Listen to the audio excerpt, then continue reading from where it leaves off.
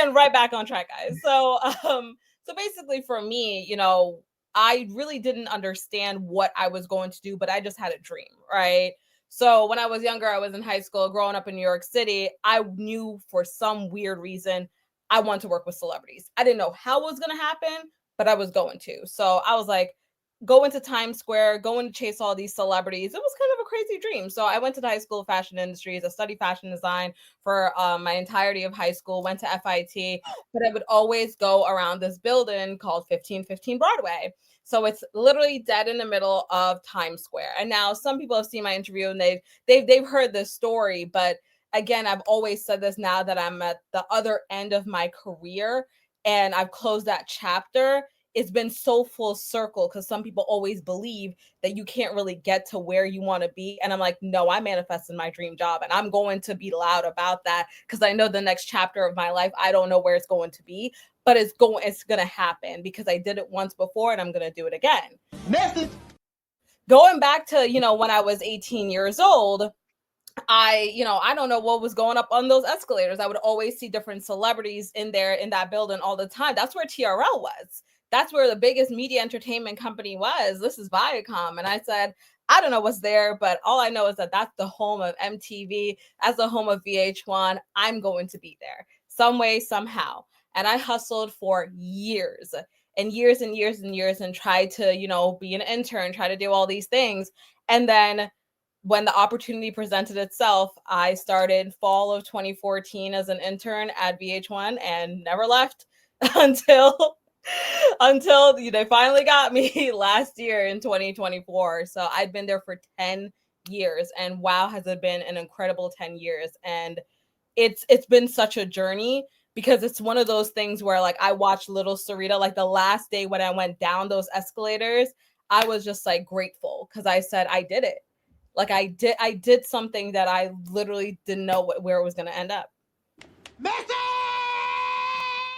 Screaming baby. You're on mute, sis. Thank you. Okay. No, now you on mute, but thank you. All right. So no, I love that story. So let's go. I want to go back into young Sarita. Like, right? What was it like growing up in Belize, then moving to America? Right? What was that transition like? And then again, like as you're starting to grow up in the US, like what was that experience like? What kind of influences did you have? Like, was like your mom a powerful influence? Aunties? Who was like your tribe? So growing up I was born in Guyana, raised in Belize. I definitely did not feel like I fit in at all. It was definitely an odd sort of parent. When you grow up in a third world country, it's not the same. A lot of people think that I come from some type of privileged background, but when I say Caribbean, I'm really Caribbean, and it is one of those things that I thank God every single day that I didn't know, again, how I was going to make it. But I'm so grateful to my parents for just telling me that we came here to America to make a difference in our lives. And that was the biggest part of my story. I didn't know how I was going to make it, but I knew that I would. And it was a culture shock. When we lived in Belize, we lived in Corozal Town, and Corozal Town is predominantly Spanish. So we're like the only brown family living in a predominantly Spanish town. And it was an adjustment period. I went to a fully Spanish speaking school. I did not know how to speak with like always hearing a Guyanese accent because Guyana is the only, English speaking country in South America. And then going to Belize in Central America, it was a hard adjustment. And then moving to New York when I was around 8 years old. So it was definitely a lot of shifts in my life. And I've always had to learn how to adapt. So that is definitely, those changes definitely took me a long time. And whilst people see this person who vibrantly, exude Caribbean energy, it took me a long time to acknowledge my Caribbean heritage and really sit with the acceptance and acknowledgement of who I am and where I came from. So that will definitely became an integral part of my culture and my identity that we now see has shifted the narrative in media that we see now. And I have to give myself my own flowers because I see it affecting other people around me. And I know that how I'm the reasoning for that. And I give myself the flowers because the proof is in the pudding of what I've seen. Message. And I ain't mad at it. I mean, I keeps it real. Really, she really. keeps it real. Oh, I'm yeah. giving myself my own flowers. You heard? I mean, we talk about that all the time. I think that's a very important part of understanding who you are before you become the woman that you are today. The cultural balance of how do you fit in, right? Like you said, you come from one place that, okay, we speak English, everybody else don't. Then you move to another place and they're like, they speak Spanish, right? And of course, the Spanish people are brown people, but we understand exactly what you're saying, right?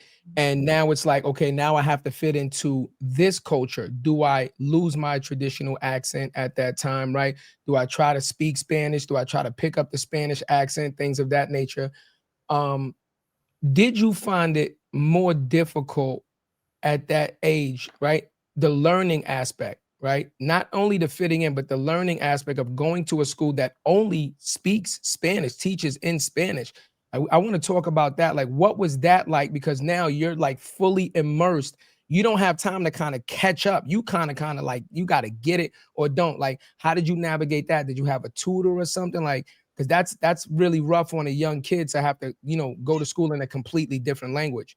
Yeah, no, I literally was 3 years old to like, those Right. few years that I was there, like, I did not know how to say the word rat. Right.